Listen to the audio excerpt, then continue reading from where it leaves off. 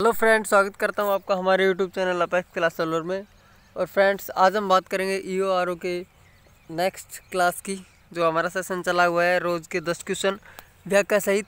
Friends, सारे question important है, तो चलिएगा आज का फर्स्ट क्वेश्चन।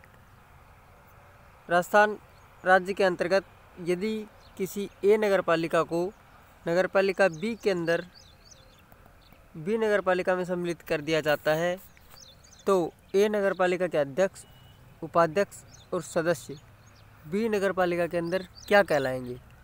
जैसे फ्रेंड्स, एक नगर पालिका है ए, एक नगर पालिका है इसके पास में बी। तो एक को जब बी के अंदर समाहित किया जाएगा तो एक के जो सारे, चाहे अध्यक्ष हो, उपाध्यक्ष हो, चाहे सदस्य हो, वो बी नगर पालिका के सदस्य समझे जाएंगे। ठीक है। नेक्स्ट क्वेश्चन,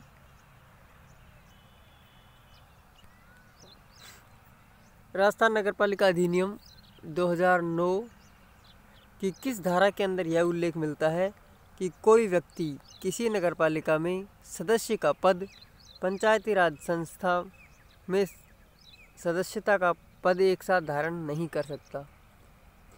तो फ्रेंड्स, ये जो उल्लेख मिलता है वो मिलता है धारा 42 के अंतर्गत। कि धारा 42 के अंतर्गत है कि कोई भी व्यक्ति एक साथ दो पद धारण नहीं करेगा। ठीक है।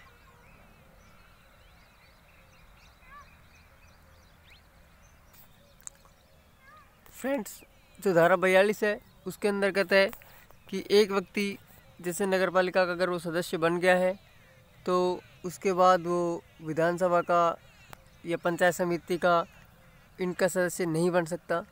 इसके अलावा अगर मैं फ्रेंड्स बात करूं, जो एक है धारा 22 के अंतर्गत भी यही दिया हुआ है कि एक व्यक्ति एक साथ दो जगह से चुनाव नहीं लड़ सकता। वो है धारा 22 के अंतर्गत। दो का मतलब है कि एक व्यक्ति दो जगह से चुनाव नहीं लड़ सकता, धारा 22 के अंतर्गत। और धारा 42 दोनों को एक साथ याद रखिएगा। चलिए नेक्स्ट क्वेश्चन की तरफ चलते हैं।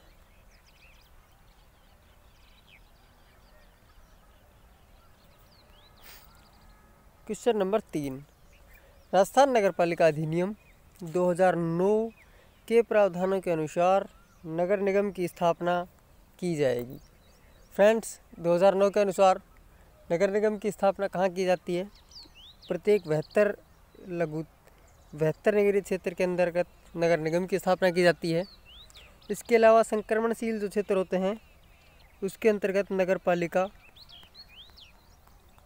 पालिका की स्थापना, और लघुत्तर निकाय क्षेत्र के अंतर्गत नगर परिषद।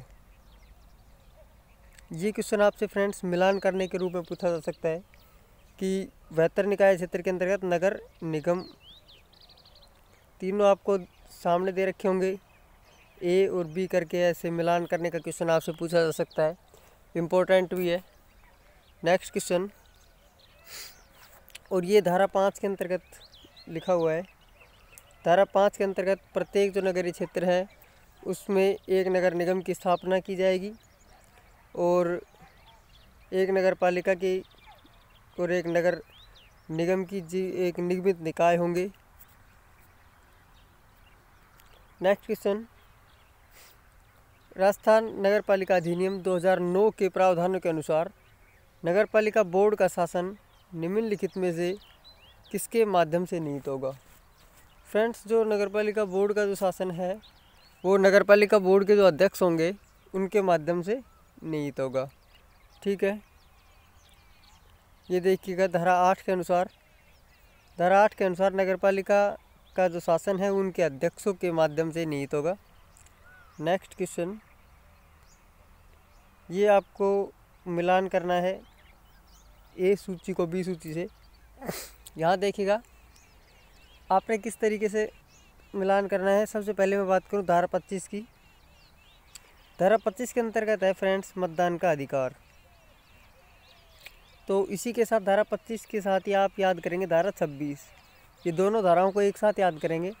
इसके अंतर्गत मतदान का अधिकार है और धारा 26 के अंतर्गत है मतदान की रीति। यानी कि मतदान की दो धाराएं हैं 25 और 26। एक साथ याद रखेंगे। जब भी मतदान का कहीं नाम आता है तो आप याद रखेंगे मतदान का अधिकार, मतदान की रीति, धारा 25-26। इसके बाद आती है धारा 16। धारा 16 के अंतर्गत है मुख्य निर्वाचन अधिकारी। धारा 16 के साथ आप याद रखेंगे धारा 17। 16-17 को एक साथ पढ़ेंगे। 17 के अंतर्गत है फ्रेंड्स जिला का जो निर्वाचन अधिकारी होता है वो। इसके बाद धारा 28। धारा 28 के अंतर्गत है निर्वाचन अपराध। अगर निर्वाचन में कोई अपराध होता है, 28 के साथ आपने 29 याद करना है। 28 में निर्वाचन अपराध है। निर्वाचन अपराध क्या होता है? अगर कोई भ्रष्ट आचरण कर देता है वो निर्वाचन के लिए अपराध होता है। तो 29 भी आपने इसी के साथ याद रखना है। 28, 29। 29 के अंतर्गत है भ्रष्ट आचरण, ठीक है। और जो धारा 39 है वो है सदस्य का हटाया जाना, ठीक है। आई होप आपको ये सीरीज़ अच्छी लग रही होगी। अगर अच्छा लगा या आपको थोड़ा भी कुछ इम्प्रूव हुआ है तो प्लीज़ वीडियो को लाइक कर दीजिएगा और चैनल को सब्सक्राइब कर लीजिएगा। चलिए नेक्स्ट क्वेश्चन। राजस्थान नगरपालिका अधिनियम 2009 के प्रावधानों के अनुसार नगरपालिका की एक साधारण बैठक कितने दिनों में आयोजित की जानी चाहिए? फ्रेंड्स, नगरपालिका की जो साधारण बैठक है वो 60 दिन में एक बार, या फिर ये लिखा आ सकता है कि ये भी लिखा आ सकता है कि 2 माह में एक बार। या इसके अलावा मैं ऑफिशियल लैंग्वेज की बात करूं, एक्ट की लैंग्वेज की, तो उसके अंतर्गत जो लिखा हुआ है वो लिखा हुआ है एक कैलेंडर वर्ष में, एक कैलेंडर जो वर्ष है, एक कैलेंडर वर्ष में 6 बार, ठीक है। ऐसा ये है एक्ट की लैंग्वेज। तो ऐसा भी ऑप्शन के अंदर आपके आ सकता है कि बैठक कितने दिन में आयोजित होगी? एक कैलेंडर वर्ष में 6 बार, एक कैलेंडर वर्ष में 3 बार, एक कैलेंडर वर्ष के अंदर 2 बार, ठीक है। इम्पोर्टेंट क्वेश्चन है। नेक्स्ट, राजस्थान नगरपालिका अधिनियम 2009 के प्रावधानों के तहत नगरपालिका संपत्ति कहाँ अर्जित कर सकती है? फ्रेंड्स, नगरपालिका की जो संपत्ति है वो सबसे पहले आप देखिएगा, जैसे नगरपालिका की संपत्ति का जो वर्ड आया है तो आपको याद रहना चाहिए कि नगरपालिका संपत्ति कौन से अध्याय के अंतर्गत है। तुरंत कोई वर्ड आए तो उसके संबंधित उनके उस वर्ड के चारों तरफ के जो फैक्ट है वो आपके माइंड के अंदर आने चाहिए। जैसे नगरपालिका की संपत्ति है फ्रेंड्स, ये अध्याय 4 के अंतर्गत है, अनुच्छेद 67 से और अनुच्छेद 75 तक है, ठीक है। तो ये चीज़ें आपको तुरंत याद आना चाहिए। नगरपालिका सीमाओं के बाहर या नगरपालिका सीमाओं के भीतर या बाहर कहीं पे भी वो नगरपालिका की जो संपत्ति है उसको अर्जित कर सकती है, ठीक है। देखिएगा, धारा 67 के अंतर्गत नगरपालिका को नगरपालिका क्षेत्र की सीमाओं के भीतर या बाहर स्थायी या अस्थायी दोनों दान द्वारा, क्रय द्वारा, अन्यथा उसको करने की शक्ति इसके अंतर्गत होगी, ठीक है। चलिए नेक्स्ट क्वेश्चन।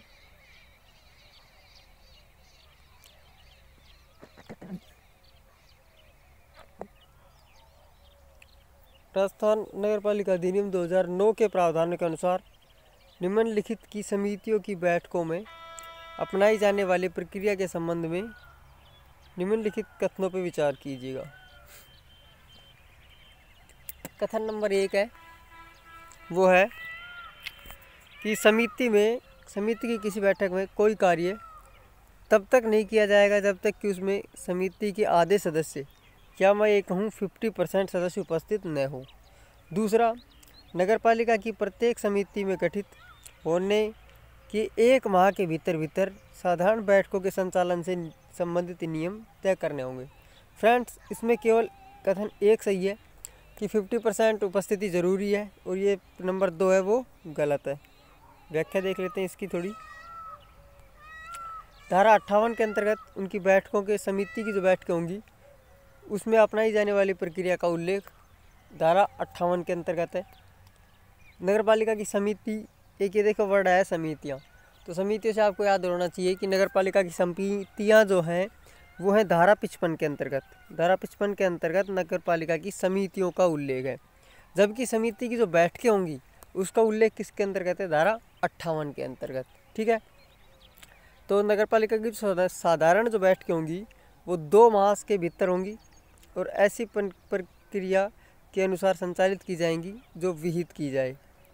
और नगर पालिका की किसी बैठक में कोई कार्य जब तक नहीं किया जाएगा जब तक कि उसमें उपस्थित आधे सदस्य उपस्थित न हो, यानी कि 50% अगर सदस्य मौजूद नहीं है तो नगर पालिका की बैठक का कार्य नहीं किया जाएगा। Next question. फ्रेंड्स, अगर सीरीज़ आपको अच्छी लग रही है तो प्लीज़ एक बार वीडियो को लाइक कर दीजिएगा और चैनल को सब्सक्राइब कर लीजिएगा। क्वेश्चन नंबर 9, राजस्थान नगर पालिका अधिनियम 2009 के प्रावधानों के अनुसार मांग का नोटिस कब जारी किया जाता है। मांग का नोटिस, इसको बोलते हैं डिमांड नोटिस। फ्रेंड्स, जो डिमांड नोटिस है वो कब जारी किया जाता है। डिमांड नोटिस किसके अंतर्गत है, पहले तो धारा 130 के तहत अगर जैसे आपके पास आपके ऊपर कोई टैक्स लगाए गए हैं, कर लगाए गए हैं, आपने वो 15 दिन के अंतर्गत नहीं भरे तो नगर पालिका एक डिमांड का नोटिस निकालेगी। अगर डिमांड नोटिस के बाद आपने 15 दिन के अंदर आपने मतलब कोई कार्रवाई नहीं की तो फ्रेंड्स फिर आपके ऊपर वारंट जारी कर दिए जाते हैं और वारंट के साथ ही आपकी ज़मीन की कुर्की भी हो सकती है। तो नगर पालिका बिल प्रस्तुत किए जाने के 15 दिन के अंदर नगर पालिका की राशि जो है, अगर आपने अपने ऑफिस में नगर पालिका के बोर्ड में नहीं जमा कराई तो आपको डिमांड नोटिस जारी किया जाता है। ठीक है, नेक्स्ट क्वेश्चन, आज का लास्ट क्वेश्चन है फ्रेंड्स। वीडियो को लाइक कर दीजिएगा, चैनल को सब्सक्राइब कर दीजिएगा और अपने फ्रेंड्स तक अगर आपको थोड़ा सा भी बेनिफिट मिल रहा है तो प्लीज़ अपने फ्रेंड्स तक इसको शेयर कर दीजिएगा। राजस्थान नगर पालिका अधिनियम नगर के सुनियोजित और समेकित विकास और भूमि के संतुलन उपयोग को सुनिश्चित करने हेतु मास्टर विकास योजना तैयार की जाएगी। वेरी इंपॉर्टेंट क्वेश्चन है, मिलान करने का क्वेश्चन आपसे पूछा जा सकता है कि मास्टर विकास प्लान जो योजना है वो 20 वर्ष के लिए बनाई जाती है। एक दूसरी योजना होती है जो 5 वर्ष की कालावधि के लिए बनाई जाती है, उसको बोलते हैं निष्पादन योजना। एक होती है फ्रेंड्स जो केवल 1 वर्ष के लिए बनाई जाती है, उसको बोलते हैं वार्षिक, नगर पालिका की वार्षिक योजना। और जो 20 वर्ष की कालावधि के लिए है वो होता है अपना मास्टर प्लान। ये तीनों आपस में ए और बी कैटेगरी के अंदर देके आपको मिलान करने के क्वेश्चन ये पूछा जा सकता है। वेरी इंपॉर्टेंट क्वेश्चन है, 2-3 स्टार जितना लगाना चाहो आप लगा सकते हो। जैसे कि ये किसके अंतर्गत है फ्रेंड्स, धारा 159 के अंतर्गत ये मास्टर विकास प्लान विकास और नगर नियोजन से संबंधित है। जैसे इसमें यहाँ दिया हुआ है, देखिएगा ये देखिएगा, मास्टर विकास जो योजना है वो 20 वर्ष की कालावधि के लिए, निष्पादन जो योजना है वो 5 वर्ष की कालावधि के लिए और वार्षिक नगर पालिका की योजना 1 वर्ष की कालावधि के लिए। फ्रेंड्स, सारे क्वेश्चन इंपॉर्टेंट थे और ये नहीं है कि एक ही टॉपिक सारे क्वेश्चन ले लिए हुए। नगर पालिका के एक्ट को के कई भागों को टच किया गया है। और अगर यार क्लास अच्छी लगी है तो प्लीज़ वीडियो को लाइक कर दीजिएगा, चैनल को सब्सक्राइब कर दीजिएगा और ऐसी सीरीज़ आपको रोज़ 10 क्वेश्चन और उसके फैक्ट्स आपको रोज़ मिलते रहेंगे। ठीक है, कमेंट बॉक्स में अपनी राय भी दे दीजिएगा।